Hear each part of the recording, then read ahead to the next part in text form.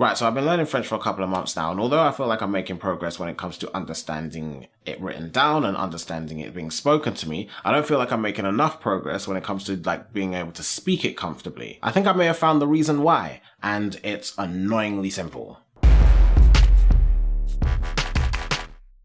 Hi, I'm Makai. Alright, straight into it. Makai, why is it that you've been learning French now for like 2 months and you still can't like speak at all? Good question. Thanks for not asking. Well, as it turns out, there is such a thing as active vocabulary and passive vocabulary. Now, I already know there's going to be people out there watching this that are like, oh, that's so obvious, Makai. How did you not know that before? Nah. Well, I don't know. I'm still learning. You don't know what you don't know, right? For those that haven't come across the concepts of passive and active vocabulary before, then yes, high five for ignorance. I feel so connected to you right now. But even still, let's try to educate ourselves a little bit. Passive vocabulary is vocab that you can understand when you read it or when it's spoken to you, but you can't conjure it in your mind at will. It becomes active vocabulary when you can recall it without much trouble and when you can use it comfortably in a sentence. Right, so as you may know, my main aim is to learn to speak, and to do that, I've been cramming my brain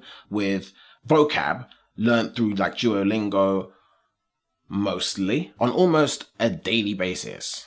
But I'm not any closer to being able to have a basic conversation comfortably. But I've come to realize that although my passive vocabulary may be fairly big, size matters, my active vocabulary is really tiny. Size ain't nothing but a number.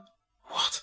If I was to have a conversation with a French person right now, the only things that would immediately come to mind are like bonjour, ou salut, ça va très bien, comme ci comme ça, I don't know. Then after that, I'd probably just say like random words until they walked off. Ah, très bien, un oiseau, la viande, j'aille la bouffe.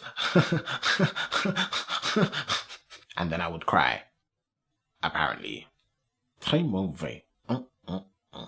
So, how do we activate passive vocabulary? By engaging with the words we want to activate as much as we can. We need to write the words, speak them, find synonyms. We need to put those words into sentences, write those sentences down on paper, tear the paper up, throw it away. Because we're not writing it down to have something to refer back to, but as part of our strategy to engage with that word in different ways. Also, another thing I'm realizing is really important is reading. Oh, Makai, that's so obvious. Blah, blah. Look, you don't know what you don't know, okay? Okay. My focus was on learning to speak, and my understanding was that like once you learn a word, it was just there for you to use when you want to speak. No. You can build a big passive vocabulary this way, but if you want to activate that vocab, it helps to come across the word several times in different contexts. So through memorize maybe, watching TV, movies, and reading. By reading regularly, you stumble across the same words over and over again. And not only do you get to see these words being used in different contexts, but the repetition should help to drill the most common words of the language into your soft, supple brain. Now you might be thinking, I can achieve the same effect from reading subtitles on like TV and movies and YouTube videos. Because then I get to read and I can hear how the sounds are pronounced. Yes, but there are drawbacks. The first, not every TV show, movie, YouTube video has subtitles. Sometimes you can find some, sometimes you can't. Second, I have never found the subtitles to match what's being said exactly. It's always the general gist, but it's never exactly the same. And sometimes this can be distracting and confusing, but I still do it. So yeah. So the better option is to listen to audiobooks and read the book at the same time in your target language. How do we do that? We need to start by finding some audiobooks. The easiest and probably most useful resource is Audible. And FYI, no, this isn't a sponsored video. Audible is just genuinely a good source for finding audiobooks in multiple languages.